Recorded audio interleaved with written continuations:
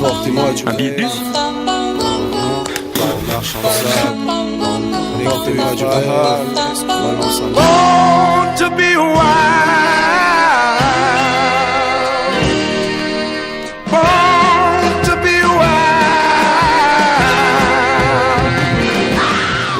Avant d'arriver ici, pour nous, le Pérou, c'était le Machu Picchu, les étranges lamas, les super chauds pulls en alpaca, les petites vieilles à chapeau et les empereurs mayas complètement méga.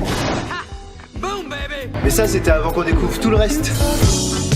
la côte de Lima et ses spots de surf monstrueux, le désert et ses dunes à couper le souffle, qui possède même son propre spot de surf. Ces anciennes villes coloniales parfaitement conservées au charme intact. Ces canyons gigantesques où virevoltent les condors. Ces marchés où on découvre 1000 espèces de pommes de terre, tubercules et maïs. Et ces montagnes colorées qui nous en mettent plein les yeux.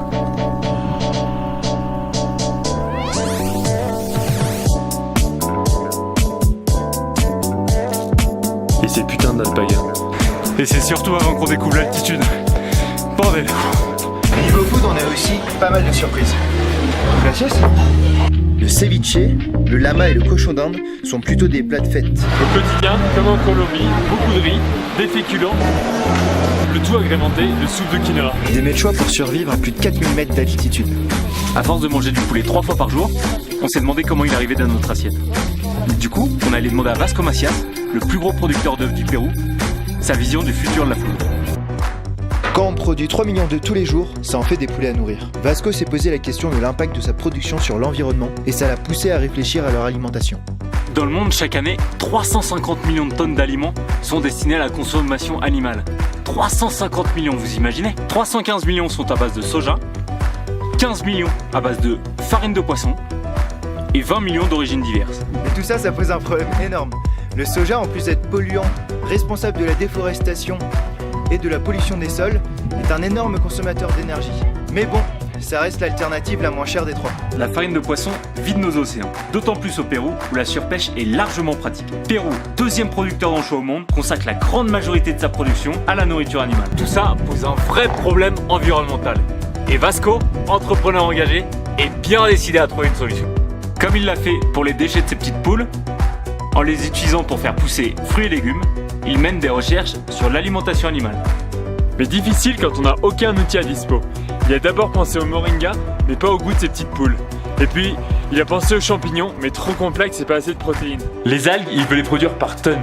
Son ambition, 30 000 tonnes par an sur 1000 hectares. Fini la petite production d'algues pour magasin Fancy. Place à un gros projet en utilisant les rejets en CO2 et chaleur d'usine. Mais pour lui, pas question de tout breveter.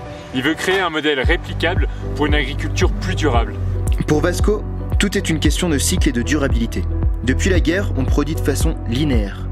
Semis, engrais, pesticides, récoltes. Rien de durable.